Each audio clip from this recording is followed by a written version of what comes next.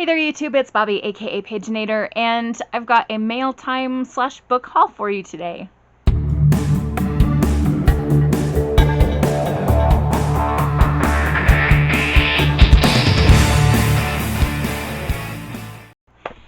So I've been in Utah and just returned home.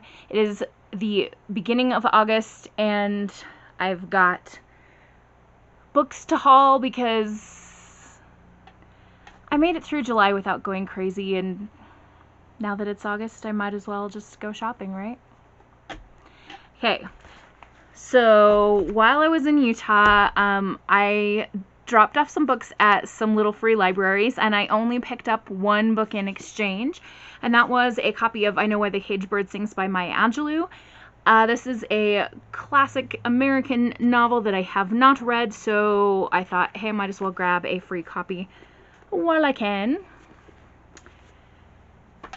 And then I went to the Book Table, which is an independent bookstore in Logan, Utah, and picked up a series by Shannon Slayton. This is the Fairy Tale Inheritance series, and it begins with Cinderella's Dress, which I'm about a third, well, maybe a quarter of the way through. And it's a really interesting take set in World War II on Cinderella and kind of like what happened to her dress and the legacy of caring for a magical object being passed down through generations. So it's been interesting so far. It is an independently published book, and sometimes you have to be careful with indie books because the editing isn't as great as you want it to be. So there have been a couple of things as far as the writing that I've been like, okay, you should have caught that, but for the most part it's been quite good so far. This series continues with Cinderella's Shoes. Then we have Snow White's Mirror, Beauty's Rose, The Little Mermaid's Voice, and Sleeping Beauty's Spindle. And I am a sucker for fairy tale retelling, so when I saw these and the Book Table was having a sale, I'm like, yay for me! Up next we have a package from the King's English, which is my favorite bookstore in the whole world. It's located in Salt Lake City. And there was a book that I really wanted to get, and I was going to be stopping by Barnes & Noble today on my way back home, and they didn't have it in stock. So a couple days ago I actually ordered it, and it's here waiting for me. It is These Hollow Vows by Lexi Ryan. This is fantasy, and dark fantasy at that. It says, Bree would do anything before making a deal with the Fae. Death is preferable to their vicious schemes, but when her sister is taken by the sadistic king of the Unseelie Court, there's nothing Bree wouldn't do to get her back, including making a deal with the king himself to steal 3 magical relics from the rival Seelie Court.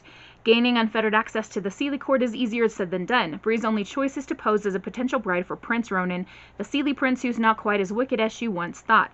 Unwilling to let her heart distract her, she accepts help from a band of Unseelie misfits with their own secret agenda. But as Bree spends time with their mysterious leader Finn, she finds herself struggling to resist his seductive charm. Caught between 2 dangerous courts, Bree must decide who to trust with her loyalty and with her heart. So I just thought that that sounded really good, and I wanted to read it, so thank you to the King's English for that. Up next we have a package from G. I'm very excited for this. Oh, and it has this cute little owl post stamp in the corner. Oh, that's darling. This is going to be a bookmark. I am part of her Patreon, and so she sometimes sends things in the mail for Patreon people. It's very exciting. Alright. So the envelope is sealed with purple wax, and we have a moon with some stars dangling from it. That's so cute. Oh my goodness. Okay, so she drew little stars and things on the envelope and then put my name, Paginator, up here. Aw. I love G. She is amazing and super talented. And, oh, so cool. Okay, so we have a card that says Evolve on the front, and it says, Hi Bobby, hope you like your new and improved Moony bookmark. Thank you for being the best, and of course, happy reading, love, G. Aw, thank you for being the best. She doesn't watch my videos, but that's okay. I will tell her anyway. Alright, we've got in tissue paper, we've got a cute sticker on there that says in tiny, tiny letters something I can't read because it's too tiny. And here we have the bookmark. Oh, gee, you have done so well. Look at this. Look at this. We have a cat and a moon, and we've got a magical hand, and then some more crescent moons here, and just magically silverly foiled, beautiful, stunningness. Ah. Okay, so on the back is a sticker that says, or not sticker, a little logo that says the Moonies, and that's got to be what that sticker said. It was just so tiny I couldn't quite read it correctly. This is such a great bookmark. Oh, I love it. This is going to be in my, like, too pretty to use bookmark jar. Alright, up next we have a package that came with a book that I have been eyeing mostly because of its beauty for a while and decided to go for it. So yeah, I didn't really actually do well in July as far as not buying books. I just didn't go to a store and buy a bunch of books. Oh well. Let me just get this out of the package. Okay, so this book comes in a box. And it says, every book is an escape from the here, the now, the everyday. Seize the opportunity, savor the experience, honor the voyage. Welcome to the Octane. Have you guys seen this book? It's so beautiful. I'm almost like afraid to open this box because I don't know if I can handle it. Alright, we're going to close my eyes and take the lid off. Is there like tissue paper covering? I can't tell. Oh, there is another thing covering the book. So we have the Octane here, and do we open you like this? How do we open you? Is that like a papered cover to get to the book? Oh my goodness. Breathe. Look at this. Look at how gorgeous it is. We have all these clockwork bits and swirls. The backside says, for our tomorrows are made of our yesterdays. We have gold foiling on the side. Also the cover is done in gold, and we have the clockwork and swirlies continued. We have black sprayed edges, and there's more. What is this tucked inside? The Octane Frostbit Files Prologue. Definitionaries of words. Oh, so, oh, do you know what? This is quite nice. This is like definitions, and then towards the end we have pronunciations of words, and it's separate so you can like have it to the side and you don't have to like flip to a certain page to find the definitions. I love that. That is awesome. Okay, let's just like open to a random page and see you've got this black stain all around the edges and more clockworks and swirlies. I don't even care what this book is about. I just want to look at it. Oh goodness, there's another card inside. I wonder if I'm supposed to not see this till I get to this point. So I'm going to slip it back in the page that it popped out of. Oh, that's so pretty. I saw Chelsea Palmer open this book in a haul a while ago, and I've been thinking about it since then, and like I said, I decided to just go for it. Alright, so let's find out a little bit about this. On one of the very first inside pages we come to, it says here, the Octane does not exist. Frostbit and any files relating to a frostbit do not exist. The Taralin peoples that protect and provide sanctuary for the Avitans of Fethrest are not real. The abilities of the Taralin peoples with their heightened skills living in their utopian world are myth. Their purpose here mere tales, rumors of their reincarnations enabling them to live many lives ridiculous. And there's definitely no magic, none at all. No, really there isn't. Magic is not a thing. There are also no hidden worlds or mythical beings coexisting just out of sight. Equally, there are no secret access points to these hidden worlds that don't exist, and there is no unfinished business from the past that is set to destroy, well, anything. Anyway, regardless of any potential threat that may or may not be present, this publication, the Octanumi, and any reference to any other beings is a work of fiction. And for the record, Scariodints, should they exist, are perfectly lovely beings whose purpose in life is grossly misunderstood. Okay. That's really intriguing. Aww.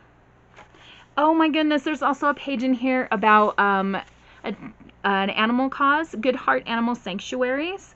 The Octanumi are proud supporters of the Good Heart Animal Sanctuary charity, rescuing abused and mistreated farm animals across the UK, offering safe and caring homes where they can live out their natural lives.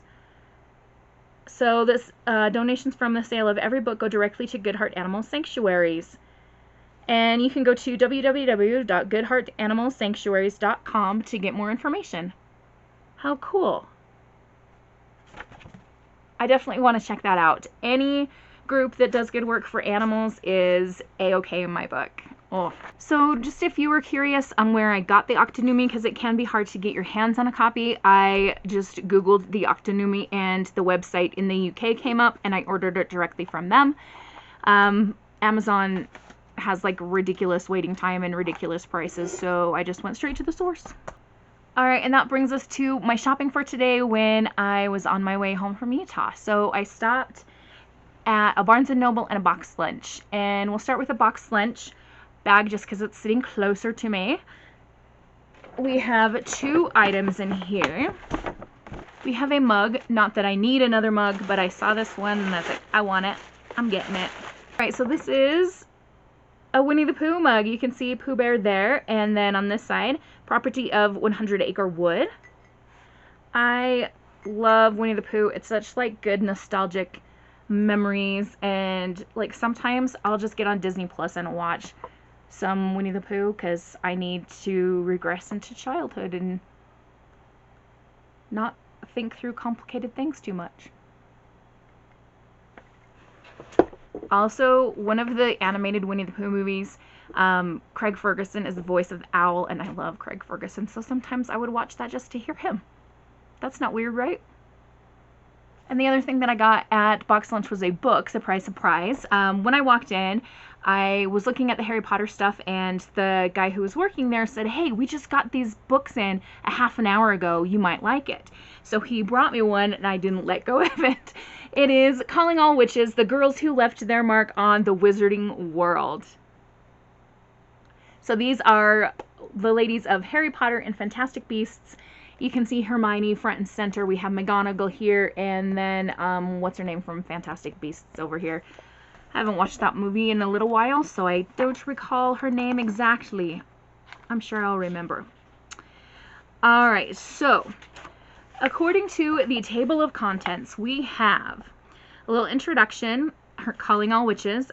We have Hermione Granger, Luna Lovegood, Ginny Weasley, Witches Have Your Back, The Women of Dumbledore's Army, Myrtle Warren, The Girls Who Ruled the Quidditch Pitch, Fleur Delacour, Madame Olympe Maxime, Professor Minerva McGonagall, Professor Sybil Trelawney, Professor Pomona Sprout, Madame Poppy Pomfrey, Women Who Ran Hogwarts, Villains of the Wizarding World, Tough Mothers. Oh wait, is Dolores Umbridge going to be in the villains section? Probably. Oh, I hate her. Alright, Tough Mothers. Are we going to see Molly Weasley? Nymphadora Tonks. Women Who Ran the Wizarding World. Girls Who Proved Their Ideals on the Battlefield. Porpentina or Tina Goldstein. That's her. Tina Goldstein. Queenie Goldstein. President Serafina Piccory. Bunty. Vinda Rosier. Nagini. Oh, Nagini. That girl. Leta Lestrange. And 4 more notable women. Just to give you an idea of the illustration style, I will hold up the Calling All Witches page, and you can see we've got quite a variety of witches on here. Oh, there she is, dang Umbridge, in her little pink jacket. Ugh, gag me. But this will be fun to read through, and it'll be fun to put on my Harry Potter shelves. Alright, so we've now reached the Barnes & Noble haul, and I know this video is going to be long to begin with, so I'm going to try not to spend too much time on each book. We're just going to kind of go through the stack. Alright, so I have two middle grade books that I picked up. We have Dragon Mountain by Katie and Kevin Sang. This is a Dragon Realm series, book 1. It is a middle grade book about dragons and kids, and they accidentally open a crack in a majestic mountain and fall into an epic battle between good and evil. And they have to save the Dragon Realm. And then the other middle grade that I picked up is Ronan Boyle and the Bridge of Riddles. This is number 1 in the Ronan Boyle series, and a while ago I picked up book number 2 without realizing it, so I need to read book 1 before I can read the rest of them. This is by Thomas Lennon, who is an actor. He was in Reno 911 and in, gosh, lots of things. What else was he on? I don't know. I can't think. I'm sure that I've seen him in like 100 things. He was in 17 again, I think, and anyway, you can Google him if you want. Up next I have Wicked As You Wish by Rin Chupeco, and this is 100 Names for Magic, book 1. It is a mixture of horror and fantasy, and when I read the description I was just like enthralled. When I went shopping, I was originally going to focus more on fantasy books, and then I was like, but it's going to be spooky season soon, so we're going to need some horror as well. And this next book was also pitched to me as both horror and fantasy, so I'm not sure exactly where it fits. It's Small Favors by Aaron A. Craig, and it is a Barnes & Noble exclusive book club edition, which is always fun to have because oftentimes they'll have questions for discussion or maybe an extra chapter or something fun from the author. It also has really pretty end pages with like little bees and honeycombs on them. And this one, like I said, is a fantasy or perhaps horror. There are monstrous creatures in here, and I'm excited about it. I know I'm not going into too much detail on these ones, but with the Barnes & Noble books, because there's so many, we're just going to get through them. Then we have The Court of Miracles by Kester Grant. I found a few paperbacks there, and I was excited because I love me a floppy paperback. This is set in France in 1829, and we've got the Thieves Guild, and yeah, I said I wasn't going to go into too much detail, but it gives me, like, Hunchback of Notre Dame vibes because they have that song about the Court of Miracles. Hello, you're there! Alright, Burn Our Bodies Down is a YA horror book by Rory Power, and she is also the author of The Wilder Girls, if you're familiar with that book. And we have another YA horror, The 10th Girl by Sarah Faring, and this was also recommended by a couple different booktubers and described as like very well written. Next we have A Blade So Black by L.L. McKinney. Since I heard this author on Marissa Meyer's podcast, it's been a couple months ago actually, I've been wanting to pick up this book, and so when I spotted the paperback of the first book in this series, I grabbed it. I mean, let's just appreciate the cover for a minute. This is an Alice in Wonderland retelling set in Atlanta in like the real world, but also it's Alice in Wonderland, and there is a sequel that's already out, A Dream So Dark. I might wait till it's in paperback to get it because I like my series to match. We'll see. Then we have another YA horror, The Dark Descent of Elizabeth Frankenstein. This is another take on the tale of Frankenstein, but told through the point of view of a girl named Elizabeth Lavenza. I believe she's Victor Frankenstein's girlfriend or friend. She's taken in by the Frankenstein family, and soon she and Victor are inseparable. So I'm not sure if they're dating or just like best friends, but she's gonna witness Victor Frankenstein's destruction, and it'll be interesting to read it through her eyes. And last but not least, we have another YA horror, Fractured Tide by Leslie Karen Lutz. This is, the tagline says, For Shipwrecked Survivors, 1,000 Ways to Die. And it is a Junior Library Guild pick, which is a group that selects titles to send to libraries. Usually JLG picks are a good sign, so we're keeping our fingers crossed. I apologize I didn't go too deep into detail on those, but I wanted to keep this video fairly short, or shorter than it needed to be anyway. I've got another thing to film today, and I just got home, so I've got to unpack, and I've just got stuff to do. So I hope you enjoyed this haul, and we'll see you in the next one. Have a wonderful, magical, and bookish day. Happy reading. Adios.